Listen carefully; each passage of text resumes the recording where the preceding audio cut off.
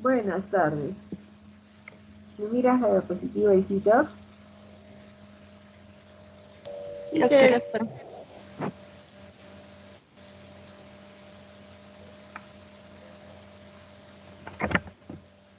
¿Aló? Sí, se la escucha, doctora. Buenas tardes, jóvenes. Almendra. ¿Me estás mirando la diapositiva, hija? Sí. Sí, doctora, sí se ve. Se ve, doctora. ¿Me escuchas?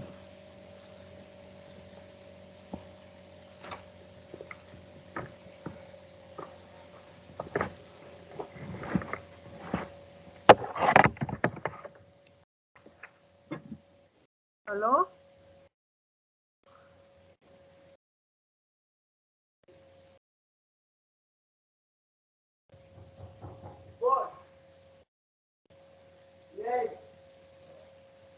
¿Me escuchan, jóvenes? Sí, doctora.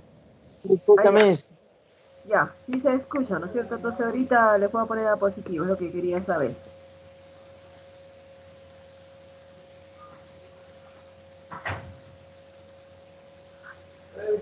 ¿Se ve la diapositiva ahora?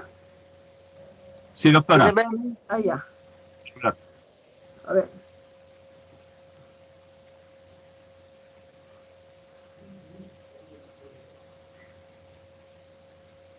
¿Ya? Entonces, vamos a continuar hablando sobre el líquido cefalorraquídeo. ¿Se acuerdan que dijimos que es completamente fácil? La única diferencia que había para hacer el contaje de las células, ¿no es cierto?, es que tenía que contar todos los elementos que aparecen en la cámara de Neubauer. Ya no solamente quedarme con los 4 cuadrantes laterales o con el central. No, tengo que contar los 9 cuadrantes, ¿se acuerdan? Los 9 cuadrantes. Pero, al contar los 9 cuadrantes, ¿cuánto es mi volumen realmente? ¿No es cierto? Es 1 de largo por 1 de alto, por 1 de ancho y por 1 de altura, 0.1 de altura. Eso significa 0.1 milímetro cúbico.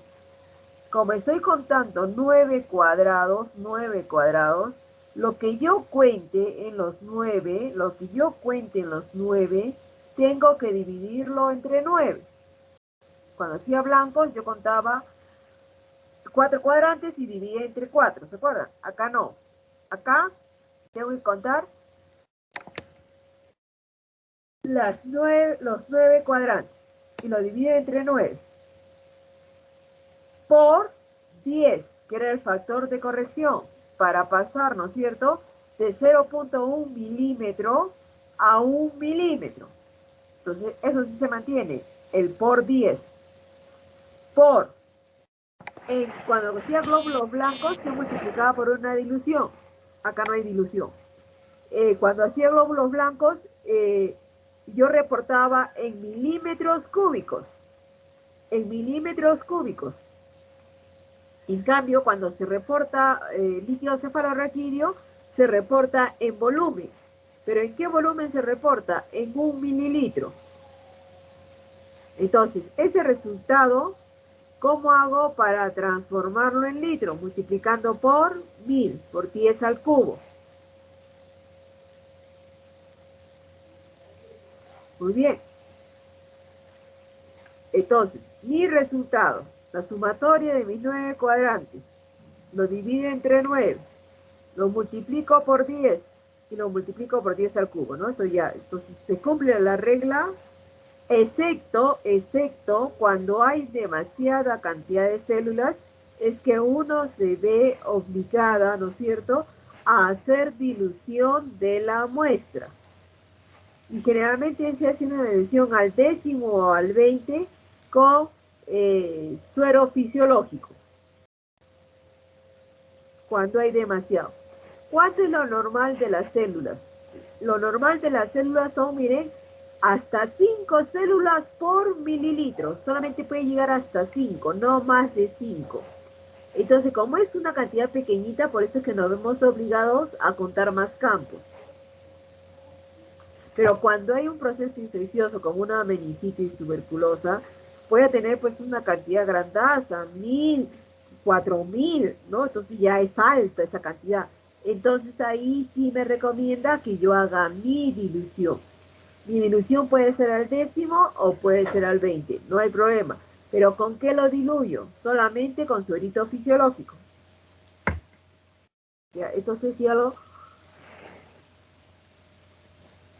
sabe.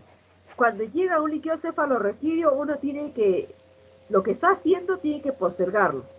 Porque lo primero que se debe analizar es el líquido cefalorraquídeo. Eso es lo primerito. Porque el conteo de líquido cefalorraquídeo, desde la recolección de la muestra hasta que yo haga el contaje, el máximo de tiempo, ¿no es cierto?, que puede pasar, no debe ser ni de 2 horas, porque ya a las 2 horas, miren, que si yo analizo esa muestra a las 2 horas, yo voy a encontrar menor cantidad de células, porque se van a destrozar aproximadamente el 40%, o sea, me voy a quedar casi con la mitad de lo que tenía. Por lo tanto, se recibe la muestra de líquido cefalorraquídeo y mientras tanto la pongo en la refrigeradora. Y lo primerito que hago es el conteo, junto con la glucosa, ¿no? El conteo y la glucosa es lo primerito que tengo que hacer. Ya. Entonces ya tengo mi conteo. ¿Solamente cuánto? Hasta 5, bien, solamente 5 celulitas nada más. Después mi líquido, yo lo voy a centrifugar, voy a tener el sedimento y voy a hacer una extensión con el sedimento. Espero que se seque y procedo a hacer mi coloración, por ejemplo, de raíz. Pero del sedimento, porque como tengo pocos elementos, no voy a poner la muestra pura. Entonces hago del sedimento. Y coloreo mediante raíz. Y con esto yo puedo identificar si es un neutrófilo, si es un eosinófilo, si es un linfocito, si es un monocito, ¿no? Y contaré hasta 100 células, pero si no hay 100 células, aunque sea puedo contar pues 50, ¿no? O 40 células, ¿no es cierto? Y digo, si 40 es para tanto, ¿cuánto será para 100, no? Y saco el porcentaje, ¿no? Lo que normalmente predomina son los linfocitos. Casi todito es puro linfocito. Más del 90% son linfocitos. Y los polimorfos nucleares, será pues un 3%. Y los monocitos, peor todavía, 0.5 a 1%. O sea, el predominio es netamente, ¿no es cierto?, ¿no?, de linfocitos. Ya, entonces ya tengo mi recuento hecho en cámara. Tengo mi centrifugación de mi líquido cefalorraquídeo por 10 minutos, ¿no es cierto? Ya. Saco el sedimento y hago mi extensión. Y hago mi coloración de raíz. Entonces ya tengo el recuento celular y ya tengo la fórmula diferencial. Pero como son tan poquitas, a veces no se puede llegar a 100. Entonces ustedes solamente hacen una regla, ¿no? Si con 2 a 100 yo reportaba 100, entonces cuento 50. Y si todavía hay mucho menos, ahí ya pues contaré P20, aunque sea, o 25, ¿no? Y multiplico por 4, ¿no? Y yo tengo el porcentaje. Ya. Entonces, cuando yo veo mi lámina, ¿no es cierto?, con extensión, ¿no es cierto?, coloreada, ¿qué elementos veo? Hoy, acá, me dice que hasta 5, bueno, podría ser, pero acá, ¿qué pasó? ¡Uy! Hay más de 5, hay un montón, ¿no es cierto? Un montón. Entonces, cuando hay un aumento de la cantidad de células, se le denomina pleocitosis. Y ahora uno tiene que especificar hacia qué línea es la que se encuentra aumentada. Entonces, yo veo que acá mis elementos, ¿no? Así, ¿no? Creo que estoy viendo acá, ¿no? Diferentes, ¿no?, núcleos, ¿no? Diferentes núcleos, ¿no es cierto? Diferentes núcleos, ¿no? Viene a ser el núcleo que se ha segmentado, que se ha fraccionado. Entonces, esto corresponde aquí a un polimorfo nuclear, ¿no? Esto vendría a ser un neutrófilo. Entonces le digo, entonces yo tengo una pleocitosis, ¿no es cierto?, por neutrófilos. Pleocitosis por neutrófilos, ¿no? Y generalmente eso se presenta cuando tenemos meningitis de tipo bacteriano, ¿no? Es lo que se encuentra. O cuando hay episodios después de convulsiones o de hemorragias o presencia de tumores, ¿no? Uno puede encontrar. Y acá, cuando están más separaditos, se ve mucho mejor, ¿no es cierto? Todo vendrían a ser, ¿qué cosa? son polimorfonucleares, todos estos. Está bien que es un abastonado, ¿no es cierto? Está bien, yo no soy ni abastonado, ¿no? Pero son no neutrófilos, ese no, este es sintonítico. Igualito hago, ¿no? Lo mismo. Pero ahora, ¿qué es lo que me está primando, ¿no es cierto? Yo vengo y veo, ¿no es cierto? Entonces vengo y miro, y en mi lámina que estoy mirando, que lo que tengo son qué cosa, acá hay un solo núcleo redondito, ¿no es cierto? Todo esto que son un solo núcleo redondito, ¿qué cosa será? ¿No es cierto? Linfocitos, pero también hay unos que son qué cosa, neutrófilo, ¿no? Neutrófilo. Entonces ustedes cuentan hasta 100 elementos y sale el porcentaje. Si lo que predomina son los linfocitos, entonces le digo, ¿sabes qué? Yo tengo una pleocitosis producida por linfocitos. En este caso, ¿en quiénes se van a encontrar? Acá se encuentran las meningitis, ¿de qué tipo? Tipo virales, ¿no? Acá igualmente, ¿no? Claramente, ¿no? Se ve, ¿no? Los linfocitos, ahorita ven los linfocitos. Ya está. Entonces entonces he dicho que son, ¿qué cosa? La meningitis de tipo viral. O puede ser también debido a una meningitis tuberculosa o crónica. O puede ser causada, ¿no es cierto?, por un parásito, ¿no es cierto?, que vendría a ser el Treponema pallidus. Entonces le denominamos neurosífilis.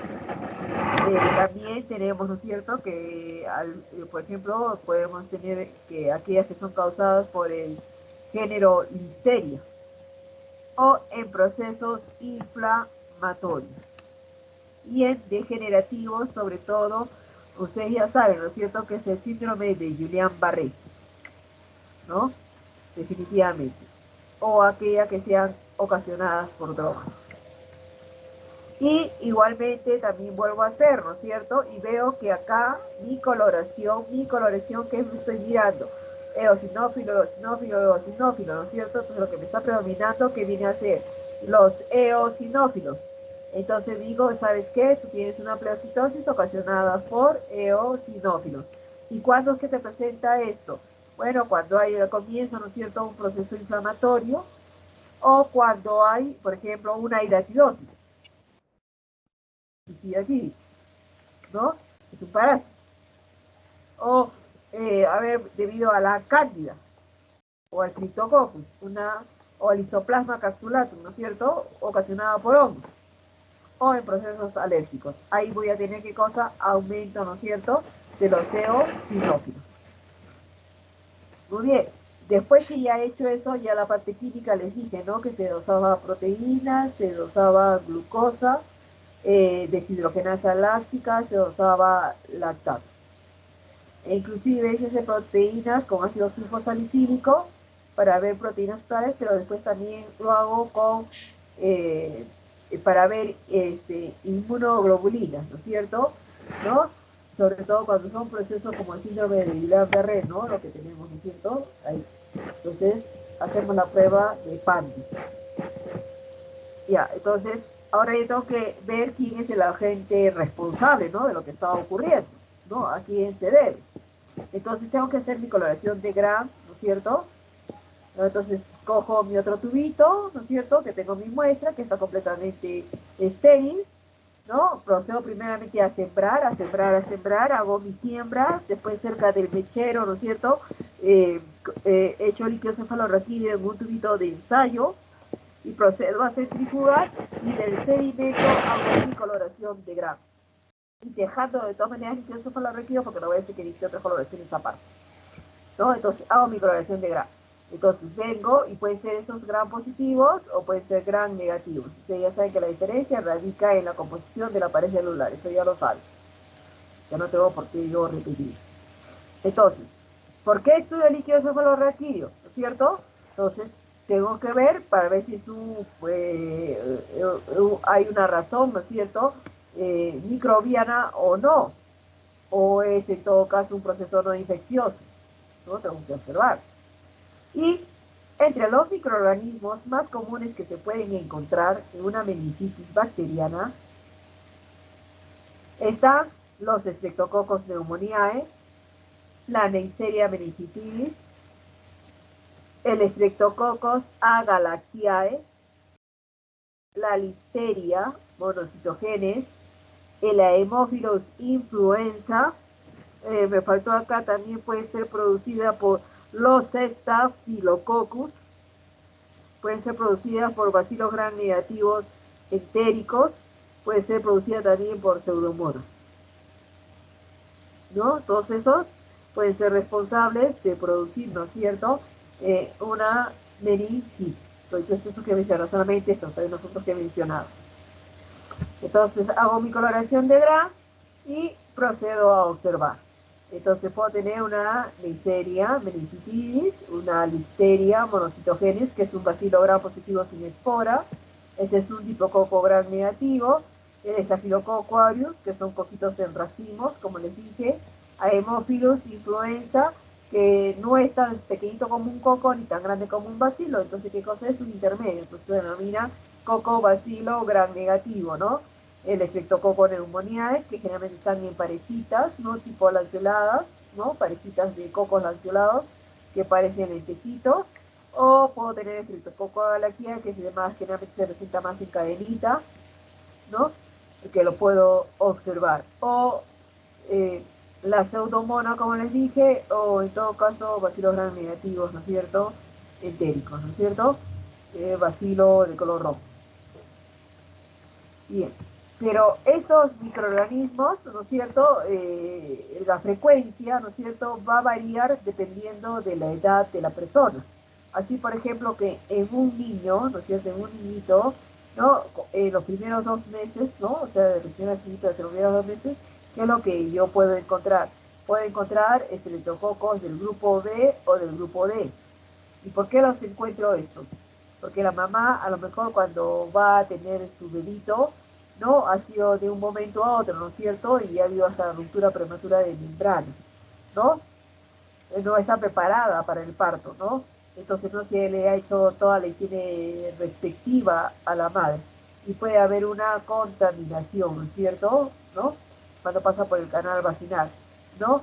En la contaminación tenemos que el estreptococo, ¿no es cierto?, del grupo B, la Galaxiae, forma parte de la flora normal, ¿no es cierto?, de la vagina de la mujer, parte de la flora normal es, ¿ya? Entonces puede adquirirlo el bebé, ¿no? Sobre todo cuando se estira.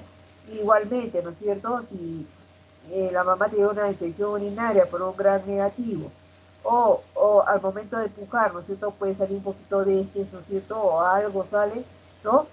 Entonces, puede pasar al bebé. Entonces, el bebé, ¿qué cosa puede tener? El enterococcus, que forma parte del tracto gastrointestinal, ¿no es cierto? O también puede ocasionar infecciones urinarias, ¿no? Y tenemos bacilos gram negativos entéricos, que también podrían encontrarse presentes, ¿no? La listeria monocitogenes, sobre todo en aquellas madres, ¿no es cierto?, que consumen productos lácteos sin pasteurizar, ¿no? Y tenemos las influenzas, ¿no? El Haemophilus influenzae. Los de tipo B y aquellos que no son capsulados. Eso se presenta en los niños, sobre todo hasta los 2 meses. Son los microorganismos que más predominan. Pero, cuando el niño tiene prácticamente de los 2 meses hasta el año, ya cambia un poquito.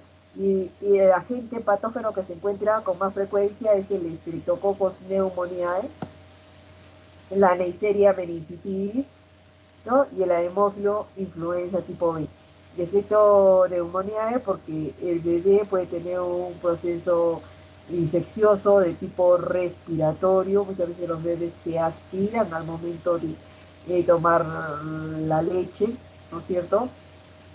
Si lo dejan en guarderías o cunas, si hay algún caso, ¿no es cierto?, de algún niño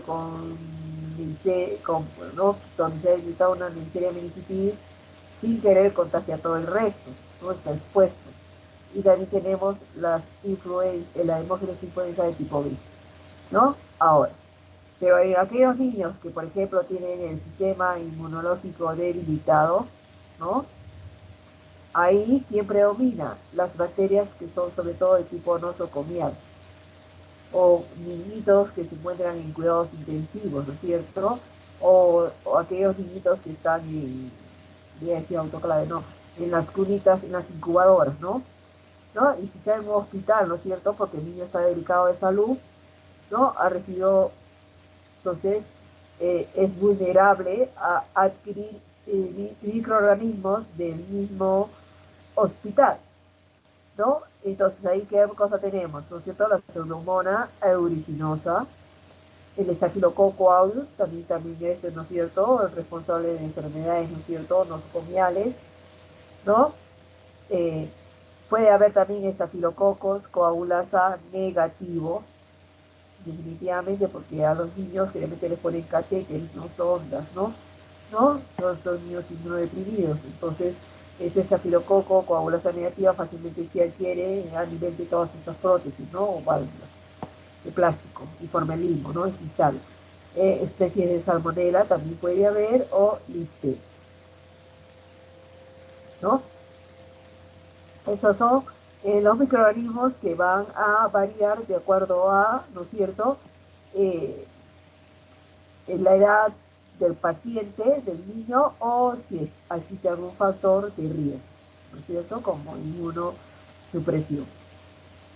Eh, Hay otros agentes, también tenemos agentes que se encuentran en determinadas situaciones especiales, ¿no es cierto? Y entre los agentes que tenemos al neumococo, a la listeria monocitogenes, al estafilococos y los bacilos gram negativos, no, los bacilos gram negativos entéricos. Y así tenemos que, por ejemplo, que cuando existe un déficit de linfocitos T, ¿no?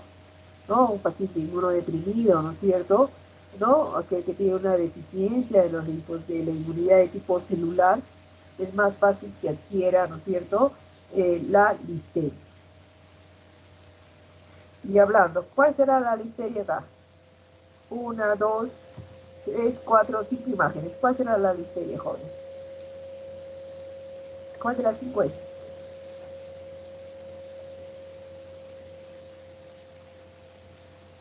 Vamos, tengo 5 imágenes. ¿Cuál es la listeria? ¿Cuál es la otra? Entonces yo me acuerdo que la listeria es un bacilo gram positivo. Entonces tendría que buscar colonias violetitas, ¿no?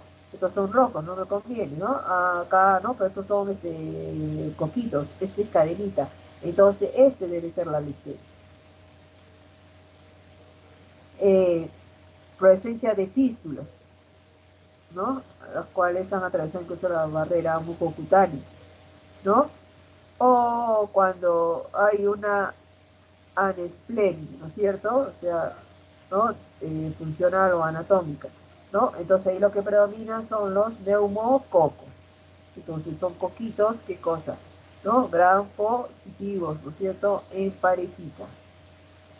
Y mielomeningocele, ahí tenemos el estafilococo aureus y los bacilos gram negativos entéricos. Acá, por ejemplo, tengo un bacilo gram negativo, ¿no? Como pueden ver, y este sí es un estafilococo, aunque ustedes podrían decirme que es un estrecho, no, porque acá está agrupado, miren. Acá está agrupado, acá también está agrupado, acá está agrupado. Entonces, este es un estafilococo.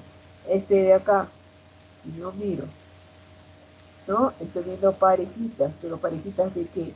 De coquitos gram negativos. Entonces, parejitas de hipococo gram negativo, eso sería una D0. Entonces, tenemos, acá está el Streptococcus pneumoniae, como les decía, ¿no? La parejita, ¿no es cierto? La parejita, ¿no es cierto? Que estamos viendo, ¿no es cierto? Lanceoladitos. Y ese espacio vacío que yo estoy viendo, realmente es el espacio ocupado por la cápsula. ¿Y por qué veo todo de color rojo? Porque es una coloración de Gram, ¿no? Que tiene el fondo de color rojo, el último colorante, la chorranina, donde resaltan, ¿no es cierto?, los diplococos, claramente. ¿No? Este es un neumococo. Este de acá, igualmente, fondo rojo, ¿no? Por el color de este contraste, pero ¿qué es lo que estoy viendo? Coquitos, coquitos, coquitos en cadenitas. Entonces, como estoy viendo coquitos en cadenitas, este debe ser del estreptococo del grupo B. Y bueno, se hace también el cultivo, ¿no es cierto? Entonces uno ya lo que pondría sería teococos gram positivos, ¿no? Acá, que estoy viendo. Acá parecían coquitos, pero son un poquito más grandecitos que coquitos, ¿no? Entonces este sería un A hemófilo. Entonces, si yo veo esto, entonces yo tengo que elegir mi medio de cultivo donde voy a sembrar. Entonces yo digo, como yo puedo tener esto, entonces digo, yo voy a proceder a sembrar en un agar sangre, ¿no? Y porque el agar sangre me va a proporcionar también la hemólisis para saber si se trata de un Streptococcus o un estreptococo. Estoy viendo diplococos gram negativos, estoy viendo acá cocobacilos gram negativos, entonces acá mi obligación es que yo tengo que sembrar en agar chocolate, porque esto es el factor 5 y el factor 10, si no, no me van a desarrollar. Entonces también es una placa de agar chocolate, para saber. Y si en caso yo viera también estafilococos y listeria, entonces lo que yo tendría que usar sería, por ejemplo, un monitor salado para poder aislar aquí al estafilococo, ¿no? Entonces yo tengo que saber si yo tengo un bacilogramo negativo, pues tengo un maconque y si sospecho todavía de un paciente inmunodeprimido, entonces sembraré pues en un tetrimil. ¿No? Entonces, dependiendo de donde lo que yo pueda ver, ¿no es cierto?, en el gran, a partir del sedimento que está centrifugado, voy a proceder a sembrar. Acá, ¿no es cierto?, que estoy mirando, ¿no es cierto?, bacilos cortos, digamos así, ¿no es cierto?, gram positivos, que es el típico de una listeria. Pero además, la obligación también tiene que hacer que no solamente termine en el gran, sino que obligatoriamente también del sedimento hago otra laminita, y esa otra laminita me sirve para yo poder hacer la coloración de Phil. Tengo que hacerla también en forma de no me lo tienen que pedir, yo tengo que hacer. Hago mi coloración de Phil y ahí el primer colorante era la fucina, ¿no es cierto? Y el último colorante era azul de merileno, por eso es que el fondo yo lo voy a ver de color azul, ¿no es cierto? Ahí están los polimorfos nucleares, ¿no? El fondo de color azul, donde resaltan unos vasilitos rojos, ¿no es cierto? Entonces estos son los vasilos del Nico, va a tener un poquito curvadito todo el día, ¿no?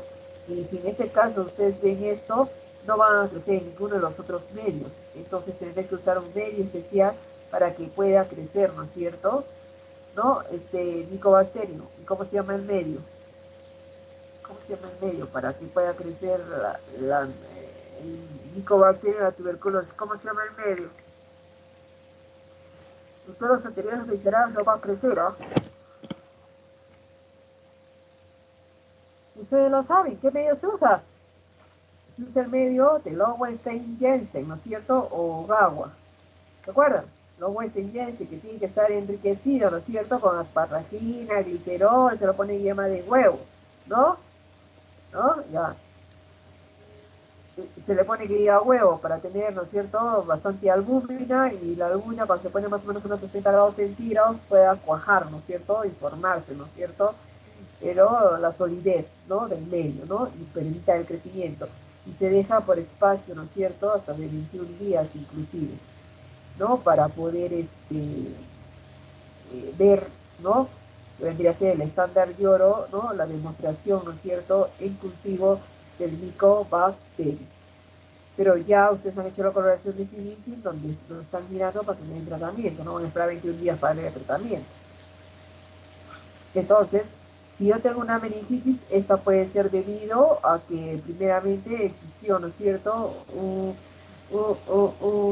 una bacteriemia. O sea, quiere decir que las bacterias ingresaron a torrentes sanguíneos. O puede ser que prevenga de las vías respiratorias altas, ¿no? Y esto puede darse a través de las vénulas nasofaringeas. O que, digamos, hubo un accidente, ¿no es cierto?, y hubo una fractura a nivel del cráneo, ¿no? Y cuando existen también defectos congénitos en la dura madre, ¿no?, que viene a ser, ¿no?, los que la protegen, ¿no? La meningitis. o diseminación directa a partir de un foco infeccioso. Por ejemplo, a partir de una sinusitis, una ruptura de acceso.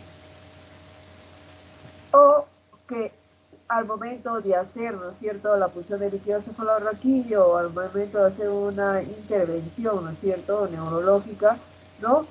Ahí, ¿no es cierto?, hubo una infección postoperatoria.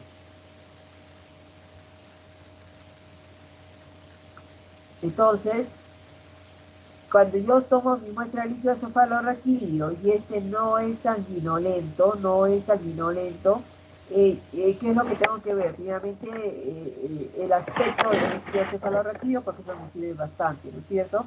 Tengo que hacer mi conteo del líquido cefalorraquídeo en cámara, hacer mi diferencial para ver qué me está predominando, tengo que determinar mi glucosa, tengo que determinar mis proteínas, determino la lactato, y en caso quieran, porque sospechan de un tumor, y piden la deshidrogenasa láctica, o también tengo que hacer proteína C reactiva, que esa prueba es completamente fácil, la proteína C reactiva, ¿no? Bien, entonces me dice, ¿sabes qué? Cuando tú vas a contar tus leucocitos están en valores altos, generalmente varían desde 1000 a 5000. Miren, de 1000 a 5000. Cuando lo normal, ¿cuánto era? Solamente eran, ¿cuánto? 5. De 1000 a 5000, imagínense. Hago mi coloración de Ray. ¿Y qué es lo que veo? Que lo que me predomina son puros polimorfos nucleares. Digo ya, polimorfos nucleares. Procedo a hacer dosaje de proteínas. Nosotros cuando usamos el reactivo de Biuret para dosar proteínas en suero, el dosaje de proteínas en suero es de 6 a 8 gramos por ciento, o sea, de 6 a 8 gramos por cada 100 mililitros.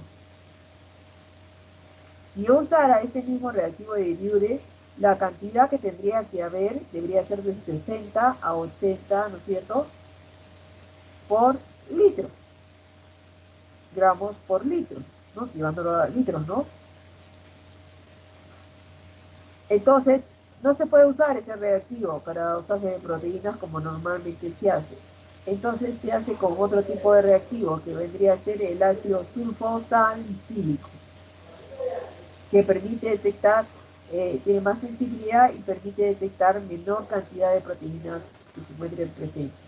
Y sale por la turbidez, ¿no? Un ensayo de telómero, el cual se puede realizar, por ejemplo, a 450 nanómetros, ¿no? Entonces hacen ese tipo de estudios. Y incluso también se utiliza el ácido sulfosalicílico cuando uno hace dosaje de proteínas en orina, ¿no? Igualito, pero acá uno lo va a cuantificar, ¿no? Y las proteínas en orina, por ejemplo, es 150 miligramos por ciento, ¿no? Entonces ya, así se puede detectar, ¿no? De 1 a 5 gramos, ¿no? Porque esto vendría a ser 1000 miligramos por litro, ¿no? Facilito se puede detectar con ese método. La glucosa. La glucosa hemos dicho que generalmente tiene que ser el 60 a 70% del valor de la glucosa que tiene una persona. Si yo estoy diciendo que una persona tiene, a ver, 80 kilos, y pongámosle que el tope máximo que sea 70%, 80 kilos por 70% sería 56. Entonces su valor de glucosa, ¿no?, debe ser de 56 miligramos por ciento o más. Pero si yo encuentro pues, que su valor de glucosa es más bajo de 40 miligramos por ciento, ya me está indicando que alguien se consume esa glucosa y que podría ser un microorganismo. Pero eso puedo tener, pero también las proteínas están elevadas. Y el lactato se encuentra bien elevado. Puede haber un aumento de la deshidrogenasa láctica. Y lo más saltante cuando ustedes ven el líquido cefalorraquídeo, este es turbio, cuando era transparente como el cristal de roca. Puede haber, ¿no es cierto?, disrupción de la barrera hematoencefálico, y cuando ocurre esto, ¿qué va a haber? pasaje, ¿no es cierto?, de fibrinógeno y de factores de coagulación, y esto puede originar, ¿no es cierto?, a que se produzca la formación de un coágulo, ¿no?, definitivamente, pero eso no significa, ¿no es cierto?, que vaya a ser sanguinolento. Y cuando doso el PCR, con el digo para dosar PCR, ¿no es cierto?, me dice, ¿sabes qué? Tu PCR es alto. Tu PCR está con un valor de 200 miligramos por litro. Pero cuando yo doso, por ejemplo, en un proceso viral, una meningitis de tipo viral, ¿qué virus pueden estar integrando ahí? Los enterovirus, los herpesvirus, ¿no es cierto? Tipo 1, el labial, tipo 2, el genital, el virus de Epstein-Barr, ¿no? De la varicela, zoster. Puede ser los paramisovirus, ¿no? O sea, responsable de las paperas y el sarampión, rogavirus, responsable de la rubiola, lactovirus, el de la rabia, y los retrovirus, sobre todo hablando del virus de inmunodeficiencia humana. Entonces, cuando yo vengo a ver mi líquido cefalorraquídeo, sorpresa, está transparente, está clarito mi líquido cefalorraquídeo. Y yo puedo pensar que ese líquido es normal, ¿no es cierto? Puedo pensar porque está clarito. Pero me pongo a hacer mis pruebitas. Entonces procedo a contar en cámara. Y cuando cuento en cámara, de hecho que va a haber un valor mucho más bajo, ¿no es cierto? Yo voy a encontrar de 50 a 1000 células. En cambio, cuando era bacteriano era más de 1000, ¿de acuerdo? En cambio, en la viral es más bajo, menos de 1000. ¿Hasta cuánto? Hasta 50. Cuando hago la coloración de Ray, lo que yo encuentro qué cosa viene a ser, ¿no es cierto? Lo normal es que predominan los linfocitos, ¿no? Predominancia de linfocitos no normal. Pero en una bacteriana lo que predominaban eran los polimorfos nucleares. En la viral también lo que predominan son los linfocitos, que aparentemente pareciera normal, no predominan los linfocitarios. Cuando hacemos la prueba de glucosa, acá no hay bacterias que estén comiendo, nosotros son virus. Entonces la glucosa, ¿no?, se mantiene por encima de 60 miligramos por ciento, o sea, prácticamente es como si estuviera normal. Ya, así va a aparecer normal. Y las proteínas salen de 0.5 a 2 gramos por litro, también normal. La lactato es normal, pero el PCR me da valores menores de 20 miligramos por litro. En cambio, la bacteriana yo tenía PCR mayor de 200 miligramos por litro.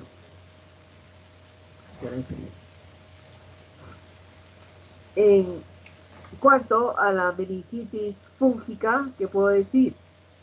Fúngica, es ocasionada por hongos. ¿Y qué hongos entran ahí a tallar? En primer lugar, el Cryptococcus neoformans, después de las cándidas, ¿no? Y ahí entra el histoplasma capsular. Entonces, cuando examino mi líquido cefalorraquídeo, ¿qué es lo que yo voy a ver? Que aparentemente ese líquido cefalorraquídeo también está claro, aparentemente parecía normal, ¿no es cierto? En la viral hemos dicho menor de 1000, ¿no es cierto? So, de 50, ¿no es cierto?, a 1000. En cambio acá, ¿cuánto tengo? De 20 a 500. De 20 a 500. Y si me sale, por ejemplo, 100, entraría en las dos, ¿no es cierto? Tanto en la de tipo fúngica como en la viral. ¿Ya? No hay problema. Hago mi glucosa y mi glucosa me dice que es mayor de 50. En la viral es mayor de 60. Ya. Pero si vamos a 65, me quedo igualito, ¿no es cierto? Que son parecidas ambas. Predominio de qué hay acá, de linfocitos. En la viral había predominio de linfocitos, pero acá tengo predominio de linfocitos y también algunos monocitos. O sea, se parece bastante a la viral. Pero la diferencia también donde radica en la prueba del lactato. En el otro, la prueba del lactato es normal. En cambio acá hay, en cambio en la bacteriana había un incremento, ¿no es cierto?, muy fuerte de la cantidad de lactato. En la viral no había. En cambio, en la fúngica sí hay, ¿no es cierto? Pero es leve. Y como tengo un hongo, Entonces yo procedo del sedimento que yo tengo, ¿no es cierto? Coloco el sedimento, le pongo una gotita de tinta china y le pongo un cubreobjetos. Y procedo a hacer la observación microscópica. Y yo puedo ver ahí las levaduras que tienen qué cosa, cápsulas, ¿no? Entonces veo las levaduras que tienen cápsulas. Entonces todo se tiñe de un fondo color oscuro, ¿no es cierto? Por la tinta, ¿no? China o la nigrosina, ahí está todo oscuro. ¿Dónde resalta qué cosa, no es cierto? La cápsula, que es el espacio, ¿no es cierto?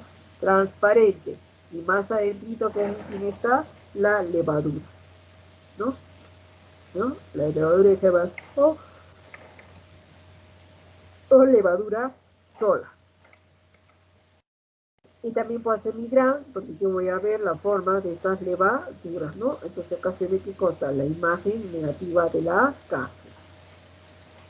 Y ya para terminar, la meningitis tuberculosa, como yo sé que es una meningitis tuberculosa. Yo sé que es una meningitis tuberculosa porque cuando hago mi recuento de leucocitos, también se encuentra incrementado. También existe predominio de linfocitos y monocitos, pero hay un aumento leve con respecto a la cantidad de proteínas. Y la glucosa, como tengo este microorganismo que está presente, entonces comienza a consumir la glucosa. Entonces va a haber consumo de glucosa, pero mucho más lento que en una bacteriana, ¿no? El consumo de glucosa es más lento que una bacteriana. En la bacteriana teníamos un aumento, ¿no es cierto?, exagerado del lactato. Acá también tenemos aumento del lactato. Y el líquido cefalorraquídeo, cuando yo PTR, también yo voy a apreciar, ¿no es cierto?, que se forma como una especie de película, ¿no es cierto?, dentro del propio líquido. Entonces, ¿hago qué coloración? Si yo quiero ver, ¿no es cierto?, simplemente es tuberculosa. Entonces tendré que hacer la coloración de sin níquel, que nada sirve que me hagan grana. ¿Qué coloración? De sin níquel. Y como es sin níquel, el fondo es completamente azul, donde resalta, ¿no es cierto?, unos microorganismos de color rojo. Lo agrando bien, ¿no es cierto?, se ve así en X, y veo el color azul, ¿no es cierto? Y ahí están los bacilos rojitos, ¿no es cierto? Entonces, no más decir bacilos gram negativos, ¿ah? No. Es bacilo ácido alcohol, resistente, negativo o positivo. ¿Está claro? Que acá, como su nombre dice, ¿no? Meningitis tuberculosa es ocasionada entonces por el Mycobacterium de la tuberculosis. Y esto puede deberse, ¿no es cierto?, a que haya existido una complicación, ¿no es cierto?, de la enfermedad de la tuberculosis en los niños, ¿no? Y esto produce, ¿qué cosa? Una alta morbilidad, ¿no? También un incremento de la mortalidad, puede llevar hasta discapacidad de las personas, ¿no? Y en pacientes también que son, ¿qué cosa?, ¿no?, inmunodeprimidos. Y la meningitis parasitaria, como su nombre dice, ¿no?, parásitos. Es una forma poco frecuente, pero puede presentarse, sobre todo en aquellas pacientes inmunodeprimidas, y puede ser ocasionada por amebas de vida libre, como la cantamoeba o la nagleria, ¿no es cierto? Esta es una ameba, ahí está, ¿no?, la ameba, ¿no es cierto?, de vida libre, ¿no es cierto?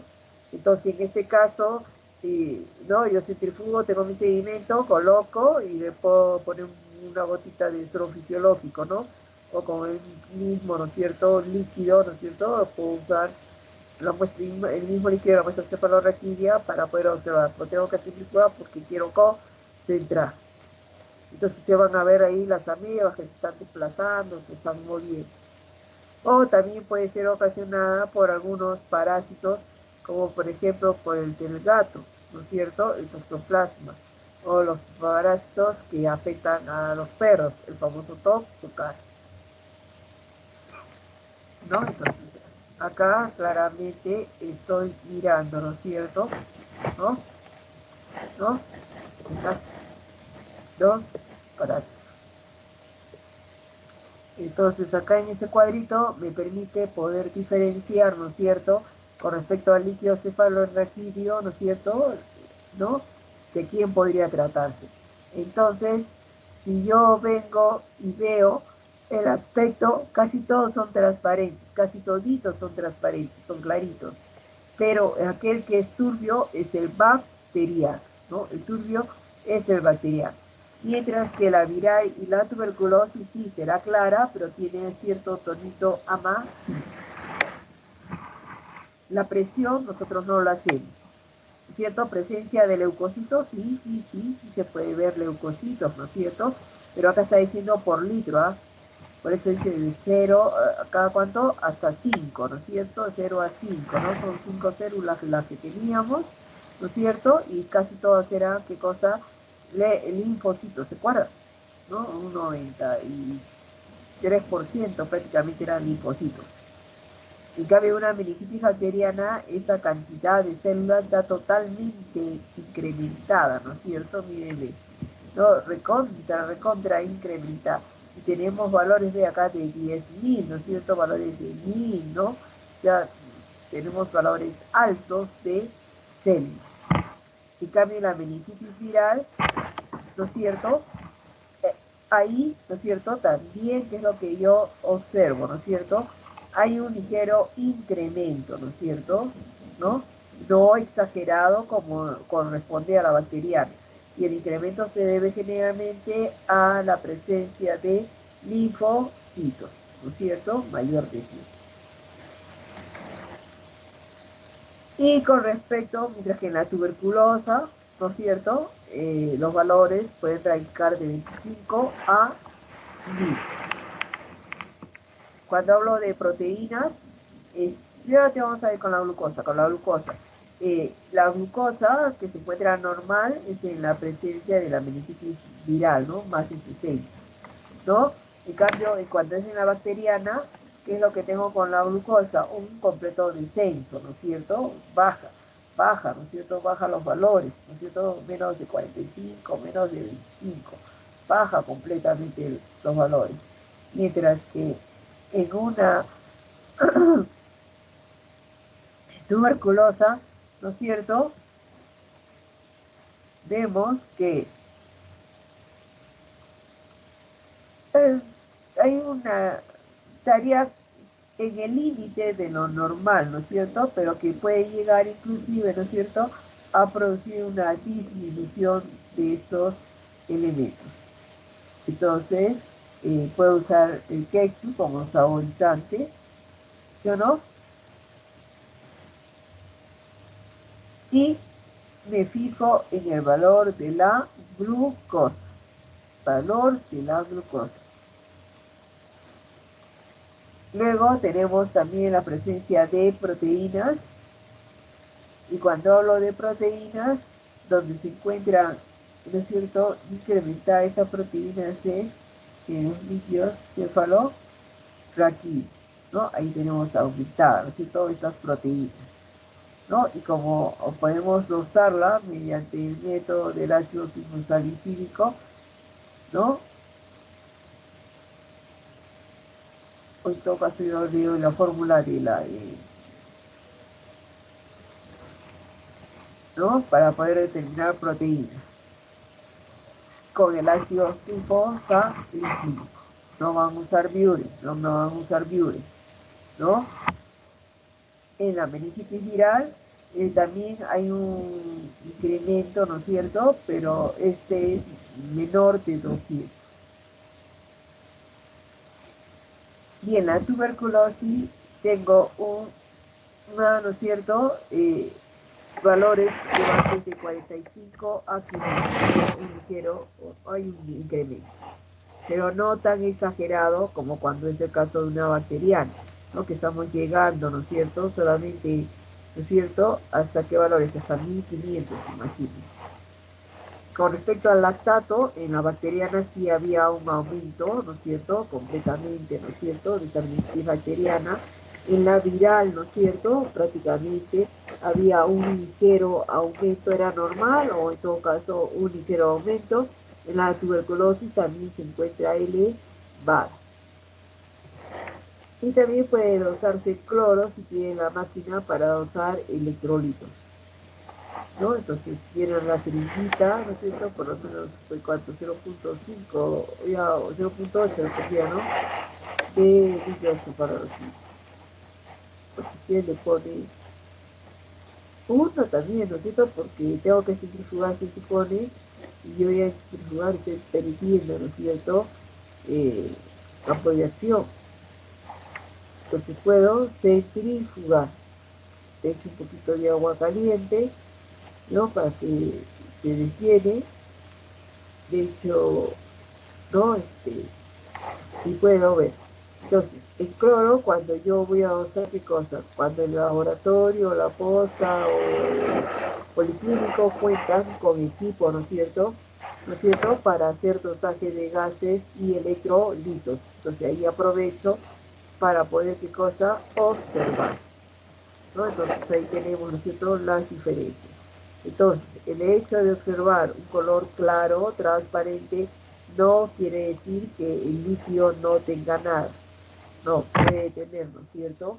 Pero aquel que sí se evidencia por sus turbidez es aquella ocasionada por los neutrófilos. Y predominan polimorfos. En realidad, ¿qué es lo que predomina? Predomina los linfocitos. ¿Qué otras pruebas especiales puedo hacer? Hemos dicho que podemos tener una neurocíclica. Si yo tengo una neurocíclica, entonces ¿qué prueba voy a hacer? No están en la fase primaria, ¿no es cierto? Como para poder, ¿no es cierto?, recolectar la muestra y encontrar qué cosa es el agente responsable, ¿no? Entonces, toma la muestra, se va a un laboratorio, se proceden a centrifugar la muestra y ese litio lo separan a otros grupos. Así evitamos cualquier, ¿no es cierto?, contaminación.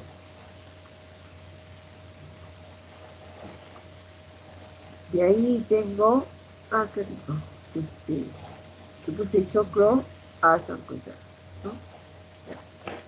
Y entonces, ¿qué prueba tengo que hacer para la neurosífilis? No puedo hacer, ¿no es cierto?, las de la primera etapa, que viene a ser la coloración de campo oscuro, la de Trimondiu, la de Fontana, ¿no? Esas no puedo hacer. Entonces, porque así que infectar a la persona, esa prueba va a salir negativa porque ya no tiene, ¿no es cierto?, en esta etapa. Entonces viene la segunda etapa. Y en la segunda etapa es ya la formación o creación de qué? De anticuerpos contra el treponema pallidus. Y ahí puedo usar la prueba, por ejemplo, del BDRL, ¿no es cierto?, Laboratorio para Investigación de Enfermedades Venéreas, o puedo usar la otra prueba que se llama PC, ¿no? Quiere decir que yo estoy dosando qué cosa? Anticuerpos. Anticuerpos.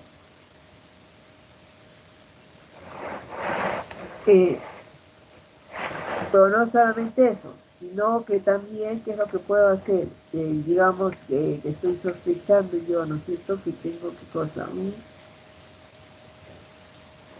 ¿no? Entonces, las pruebas tienen que ser para poder enviciar, ¿sí o no?, al resto de mujeres.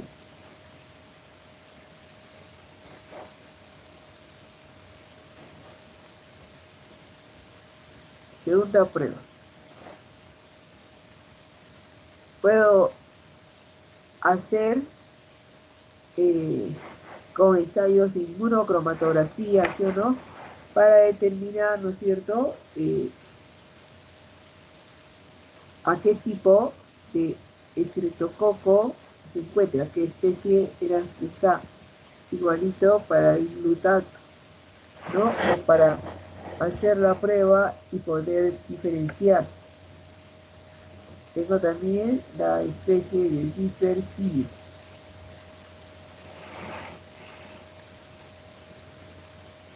¿Y cuál sería su problema diagnóstico?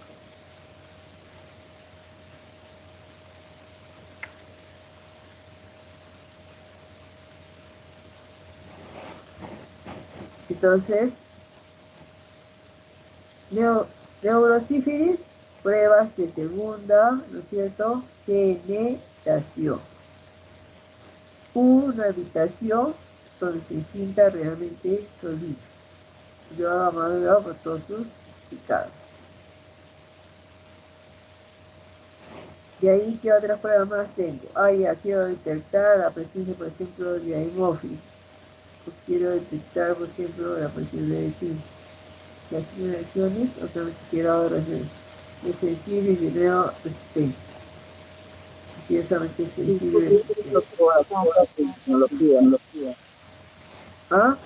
Entonces, ahí tengo que yo observar, ¿no? Y hacer pruebas, ¿no es cierto?, rápidas con látex, o puede ser con hemaglutinación o por inmunocromatografía, por ejemplo, para detectar la presencia de los neumococos, para detectar presencia de estreptococos del grupo B, del grupo D, también, ¿no es cierto? Hemos dicho que también son responsables las bacterias gram negativas sintéricas, entonces también analizo qué cosa. Escherichia coli. Escherichia coli fácilmente lo sacan, ¿no? Siembran en un maconque y si allí tiene la colonia ya ha crecido y tiene verde brillante, definitivamente es una coli. Pero para asegurarse hacen la diferenciación, ¿no? Pero yo sí aprender el reporte con, ¿cierto?, alcanzamos, ¿no? Y cuáles son sus valores de cada uno. ¿Sí, eso?